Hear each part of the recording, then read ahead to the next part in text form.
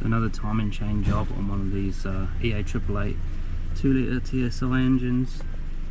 This time in an AUDI Q5. No fault code stored. Just thought I'd show this because it being a north to south engine rather than a transverse. So we've got to pull the front end forwards just to do the job. So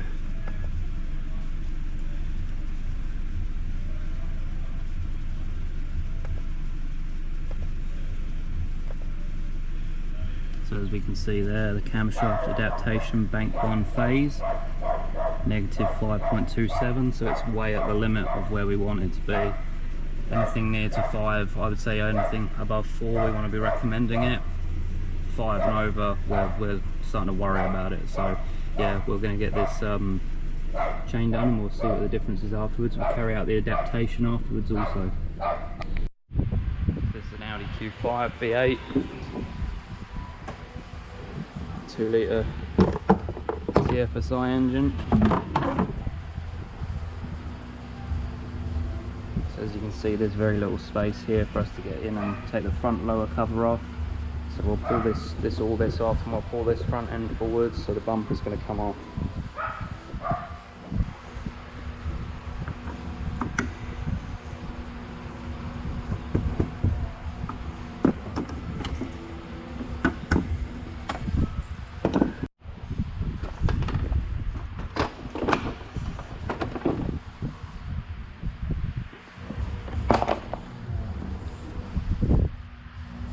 These two T20s, I believe they are, need to be coming off.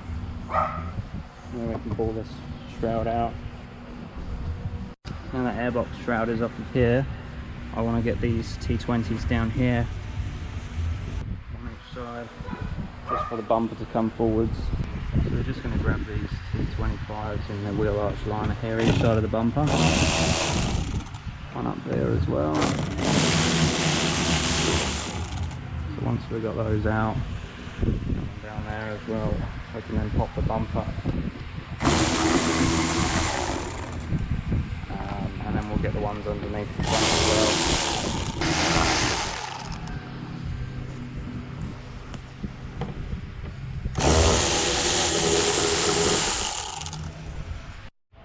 So we've got the undertray off down there, and we're just going to start pulling these bolts here, 4 of those, 1, 2, 3, 4 here, and then we're going to do these ones as well, just for the front bar. So when we pull the front forwards, we aren't still hung up on these brakes bars. So yeah, we'll get all these done. And we can pull the bumper off basically. So now all those screws out, we can just pop the bumper.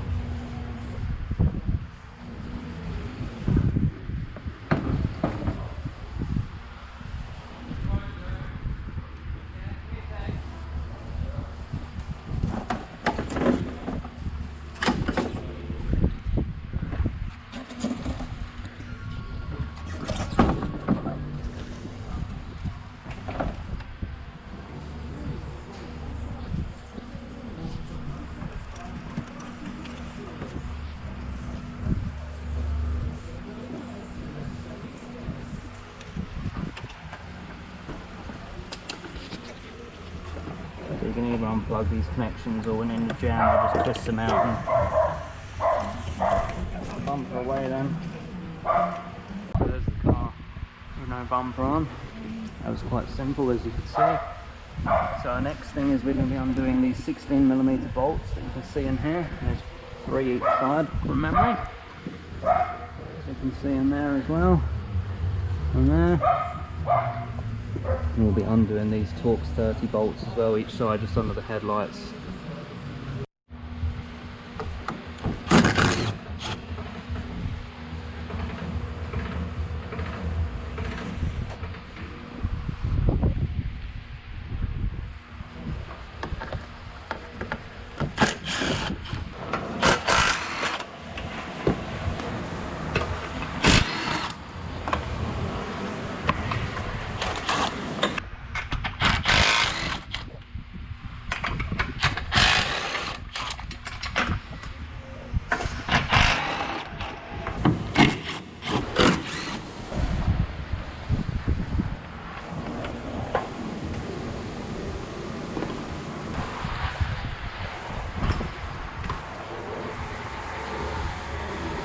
already we've got all this much room, so we can work so much easier. We need to get that crank pulley undone down here, which is there's a bolt in the center here. We need to get them down. We've got to get lower timing cover off, etc. So we need this extra space.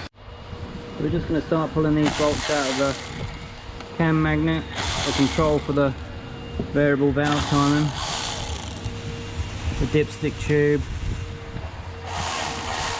and we can do the upper timing cover as well.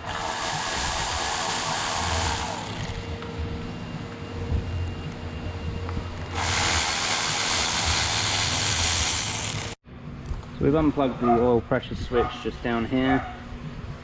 Normally just pop the wiring harness off and out of the way. Just gives us the flexibility to, with the dipstick tube, which doesn't actually have a dipstick in, to get it a bit freer. We're just going in and lifting that tab.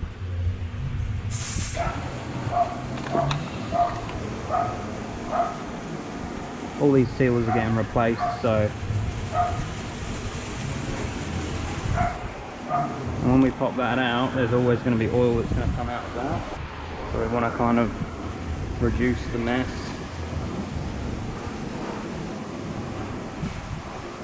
And we'll be replacing this O-ring in here.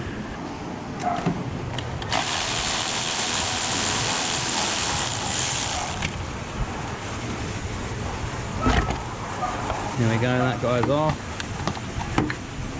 Gives us a better chance of getting this thing to TDC and lining it all up so we know where we're at.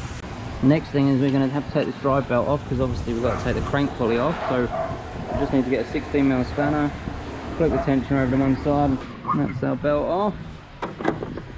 We are reusing it, so we'll keep it in the same direction that it came off. We've got this crank pulley down here that needs to come off. The crank pulley's got this 24mm bolt on it, and as you can see there's 4 holes all around it. That special tool will fit in to hold the crank pulley so we can undo it.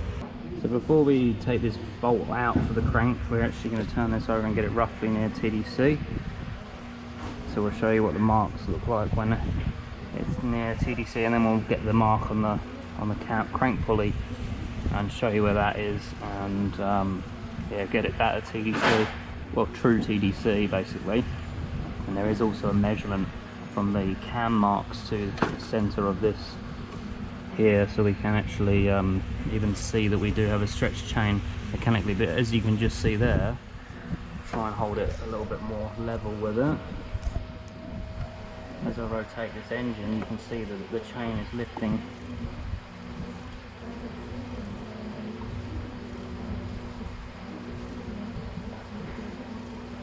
Just keep rotating. We're coming up quite close to our TDC point now. But so our TDC point would normally be with this mark here.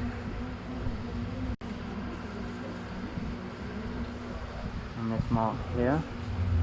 And if you put a new chain on, which we'll show later, we'll actually have gold marks on that. It will have gold colour links that will actually line up. Once you rotate the engine, it takes a very long time for those very long amount of rotations before you'll get them to line up, so you can't really use them as a reference point every time. It's only for the first time installation. But we'll raise the car up and look at the crank pulley and just show where the mark is, and we'll get it to a true TDC and maybe take a measurement from this centre point and just give you that for a reference as well. You can probably see here there's a cutout, and there's one at the back there, it's open in line with one another, and we've actually got to line this up to a point on this lower timing cover. As always is the way, these are always covered in crap and oil and residue, etc. So we'll need to wipe that down before we'll be able to see the mark.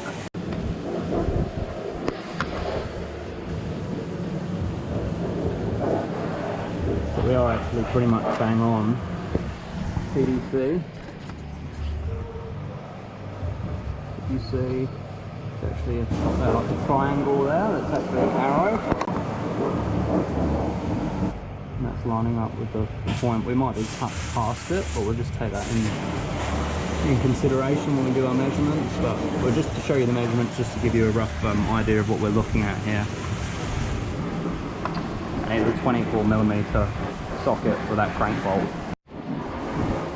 So we're going to use a vernier caliper here. You could use a ruler. I think it's 124 to 126 between the two marks. I will get that for 100%. So we're actually at 126.5. Let's go just straight on to the, yeah, about 126, something like that we're on. So we're probably on the maximum limit of it, but we saw our value measured by the actual camshaft adaptation is way out. But just to give you a bit of reference, you would normally measure like this. You would measure from this center point to the timing mark also, and you would take that measurement also, and I'll get the spec for that of what it's meant to be. I think I had it in my other video when I did this on a, I think it was a, I don't know, a Golf or something, a Golf GTI. But yeah, that's 61mm on this car. So there's the 4-pin tool that's going to go onto the crank. As you can see how long the bar is. I think these bolts are torqued to something like 150 plus 90 or something like that. So it's going to be a pretty tight job undoing it. I've actually rotated the engine around so I can get this bar on and just get it up against this brace. So what I like to do is put it up against that brace. It just means I can do it without having to have someone else counter hold it, because they are quite tight. Now I'm using, I think this is a 3-foot breaker bar, or ratchet breaker bar, and then now that crank pulley is undone, so I can remove the tool and just spin it undone with the ratchet. Now, I said this in my other video when I did the transverse one. Once that pulley is off, put the bolt straight back in. Basically it will stop the gears being able to slip on each other. Or basically put that straight back in, you won't have any dramas. I started by undoing all these torque sturdy bolts that are holding this camshaft bracket on. And I've undone the multi-spline and actually removed that. That bolt should be replaced every time also. And I've also started undoing some of the cover bolts, which are just T30 bolts, the ones I could easily get to. And we're going to take this pulley off down here just so we can get to some of the cover bolts, and that's Torx 40 on the middle of that one. So we're going to undo this centre bolt on the inlet camshaft now, which is actually the control valve which the magnet pushes on the centre of. So we're going to undo it. We're going to use, in this head bolt groove that's made into the camshaft below, we're actually going to put a 18mm spanner there just to brace the camshaft. And this is actually a reverse thread, so we actually need to do it up to undo it. So we're actually going to push the ratchet down while I hold that spanner.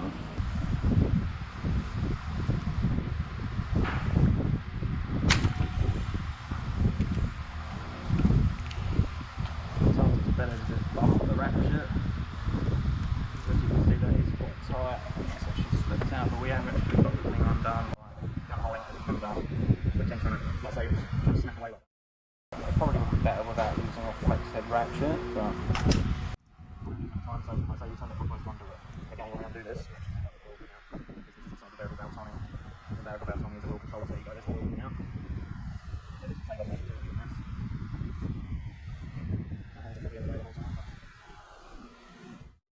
And there's our control valve. I don't know if that's in the lens at the moment. That's our control valve, and the magnet that we bolted off the front pushes in the centre of this, and that moves the control valve, which changes the oil flow inside the cam barrier for the inlet cam for variable valve timing. The Gen 3 of this engine actually has 2 of these, so but yeah, this is a Gen 2. And speaking of Gen 1, Gen 2, etc., the way to tell is if they have this solenoid down here, the one that's covering all this crap, where we've had a leak, that's for the variable oil pump. If it has that, it's a Gen 2, and it will also have 2 oil pressure switches, because it's got a regular oil pressure switch and a low oil pressure switch for the low stage, you know, where this variable pump solenoid comes in.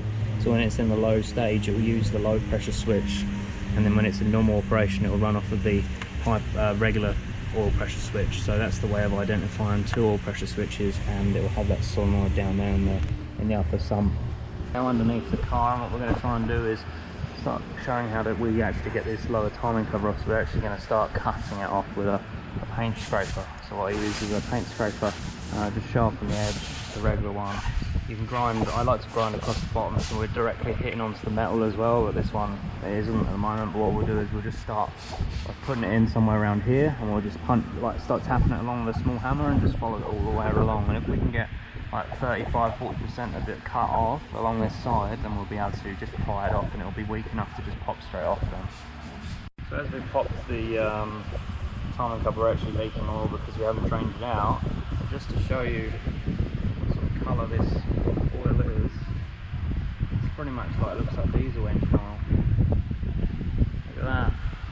So this is the reason why we stretch or wear timing chains, is because poor oil quality, wrong oil, poor quality, too long between service intervals. So look at the colour of this engine oil. There is no way we're not dumping this and rechanging this again. This has only recently been changed, but the oil that's been put in there is just literally just flushing out all the crap that's in there, and the detergents that are in these new engine oils is just going to be trying to clean all that carbon build-up or whatever it is, this extended oil services are left in the engine. With that lower cover off, we can now see we're still at TDC, so what we can see there is the amount of notches out the tensioners, and I'm counting about 1, 2, 3, 4, 5, I think 6 is what I'm seeing there, maybe 7. 1, 2, 3, 4, 5, 6. I'm seeing 6, so yeah, that I guess coincides with what we're seeing. 6 or 7 seems to be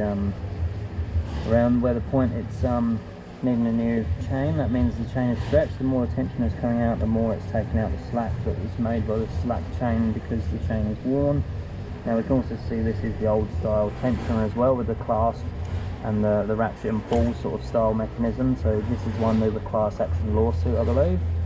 It doesn't apply to us here in Australia, unfortunately, but so yeah, we will be pulling that off and replacing that also. So timing chain and tensioner, and I think we're doing guides as well, so should be able to just pop that off now. So all the bolts are loose, just lightly teasing it off because it is tight on each of the sprockets, the end of the cams. Any bolts that sort of catching, we'll just pop them off. So we'll just keep nudging it. Now I'm not giving a lot of tension on this, but so what we want to see on the back here is whether that gauze is damaged. So that gauze is okay, and there's no scoring that we can see. We'll have a good feel and look with a torch to see if there's any scoring on the end of those camshafts and then the end of these bearing holes here. So I would say there's nothing wrong with those cams, so we don't need to worry about that. Like I say, our gauze was still present as well, so that's not dislodged, or it's not full of build up of swarf or anything like that either. So what we can do now is we can detension this tensioner. We'll take this tensioner off for the oil pump chain, which is just a mechanical spring that we can just pop out of the way. So I've now got my pick pushed into the locking element, but it's lifting up that locking tab. And basically what that would mean is that you can now push that trailing guide back. This guide would just push back and compress the tensioner. Now that is what is actually happening on this. You know, reason why these fail is that is breaking inside there or falling out, getting broken off, completely just disappearing. And when the car's cranking, this is actually pushing back and the chain is allowed to then jump, and then it damages the valves. So this is why there is that class action lawsuit. That's why there's the upgraded style, which we'll show when we install it. Actually pinned it in the detention state, so the tension is completely off the chain, and now that would be in a great position for it to jump. You can see all this slack down here.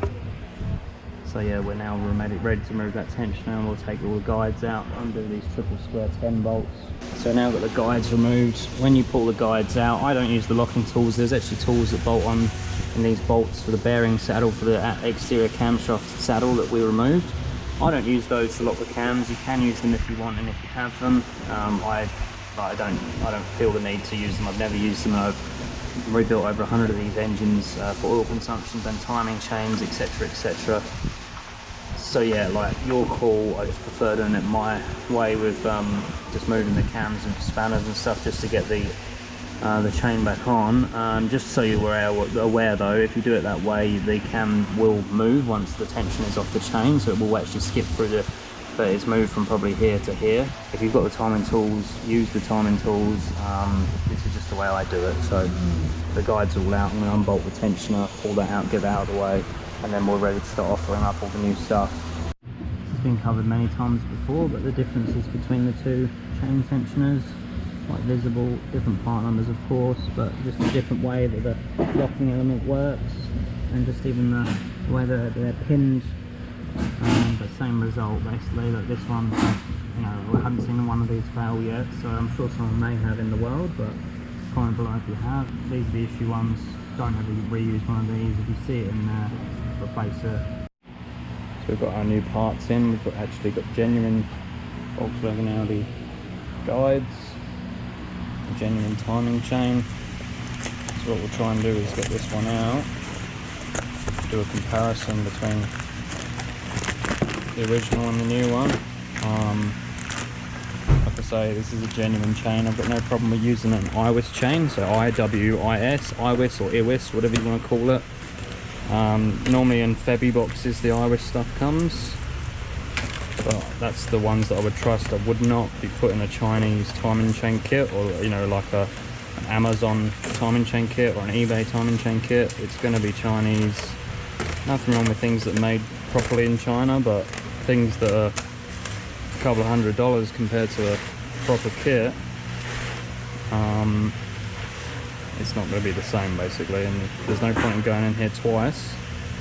So we're going to just try and make a comparison between this and the original timing chain. So you can see the difference quite clearly in the chain. These new ones have these cutouts, the old ones don't. You know, that's just a design change, I guess. I'm not sure the reasoning behind it. We've got them sort of laying up similar. Potentially you might be able to see a little bit of lengthening there. A good one that we sometimes do is just pick the chain up and watch the deflection. You can see the difference between the two. The one that's hanging lower is the one that's on the left there is the original, and the new chain is trying to stay a lot more straighter because the links aren't worn. So we'll just do them separately just to potentially show that that's how it, look how straight that's wanting to stay. And this one is wanting to arc around a lot more. Now because it's such a small chain, it's not so obvious, but you do this with a longer chain and you can really see the movement in it. So and there's those gold links that we've got to line up, so those gold links will go on the timing marks, these two on the cam sprockets, and then this one on the crank sprocket. Now this one should have it also. They're probably just there we go, so they're not gold, they're just a darker grey. So there's the two cam sprocket ones, and then we'll find down here the crank sprocket one. We've got our top guide, it's got this little ramp on it basically which locks it in, so it's only going to fit once. When I remove the old ones they always break, as you can see the old ones snapped on removing it. If you can get them off, great, but when do you ever reuse something like that? So what we're going to do is just push it on and then it clips in place, and that's it, that's now installed. Got a new chain that we're then going to just sit on the timing marks. So what I like to do is get it on the exhaust cam timing mark, or roughly, and then the inlet cam I skip move the cam over to get it to line up basically. So we can see now that link is lining up with that timing mark, and this one doesn't, because this mark is here and our link is there, so we're actually 3 teeth out at the moment. So what I will do is I'll get this on the crank down here, and I'll get all that lined up, and I'll just put that 18mm spanner that I had down through the head bolt slot onto the camshaft, and we'll skip the camshaft back through.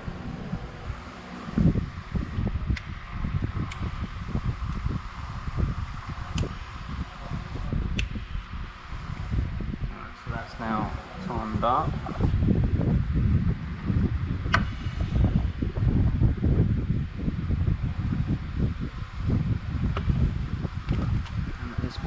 crank mark lines up also.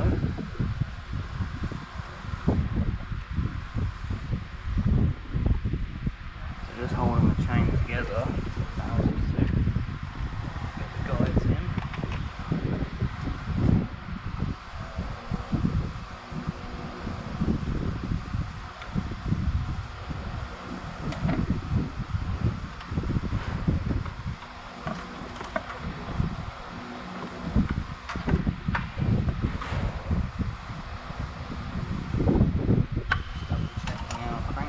With a mirror and a torch.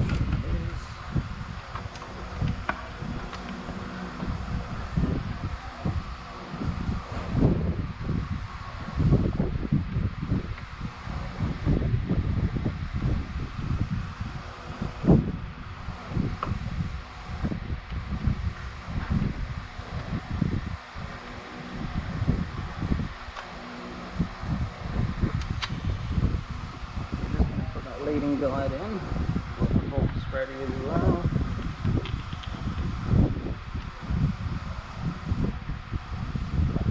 Just spinning the guide bolt in on this leading side, so the actual tight side of the chain. This does take a little bit of patience, and I've done a lot of these, but it's just the way I've developed how to do it.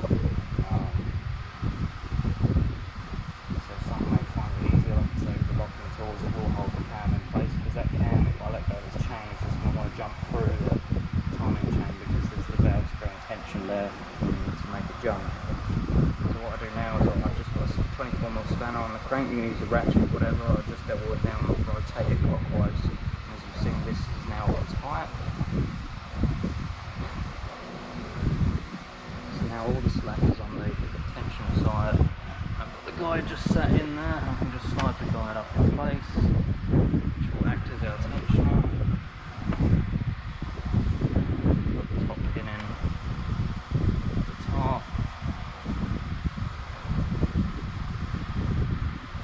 These don't have to be on tight for us to be able to pull the tensioner pin out. They do have to be wound in so the bosses are actually located inside the tensioner guide rails themselves. Just bottom out the nuts, the bolts should I say, once the tensioner is pulled.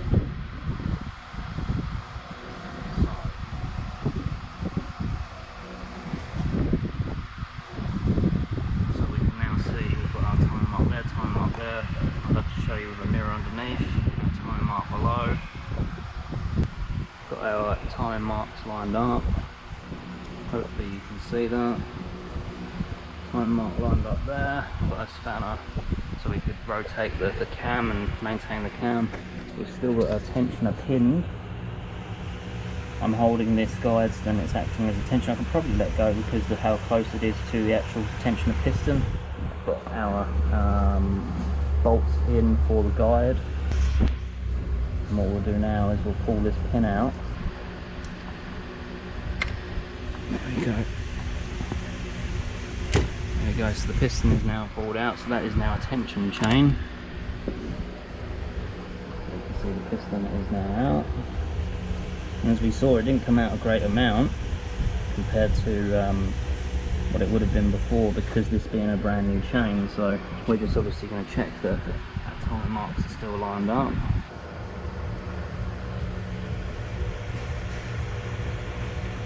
So you can probably see it there, there's an arrow pointing onto the gold link. I'll just go down with the mirror just for ease. And there we go on the mirror. You can see the gold link. And there's an arrow, gold link and the arrow pointing at it. So that's timed up, and we can now just tighten these triple square 10s up. Like I say, they're not all the way in, but you can see the boss is actually locating the guide, so it is in the correct place. And that's it. We can remove the spanner because that's not actually doing anything. That was literally just for manipulating the camshaft. And that's us time. I was saying before about finding true top dead center with the crankshaft pulley on the timing cover on the lower side. That's not really that accurate, to be honest, in regards to true TDC is where number 1 piston is actually. So put something down the cylinder. I've got a cable tie here. You can use a screwdriver, you can use whatever. You can use a dial indicator if you really want to be accurate. So we're just going to want to see that when we rotate, that it's actually at TDC when it should be.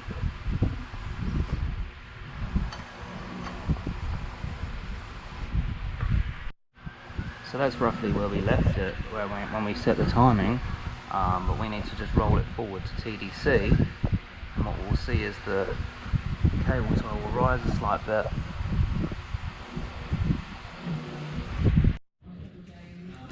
So we've got this bearing bracket on, and we're going to start torquing up the bolts for it. So these bolts are 9 Newton meters, these torque's 30 volts.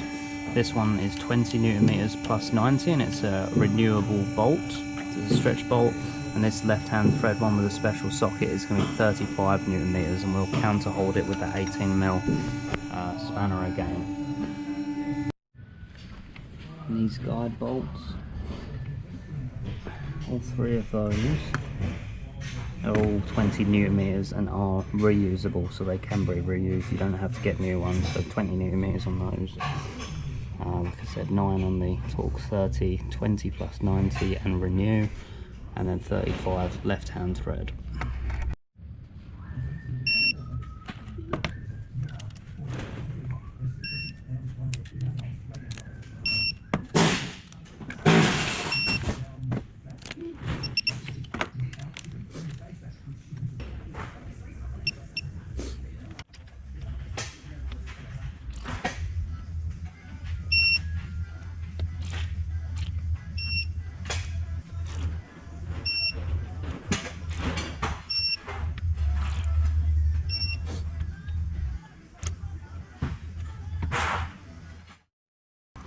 So that's all of those to 9, the 9, 20 plus 90, and we're going to do the 35 backwards now.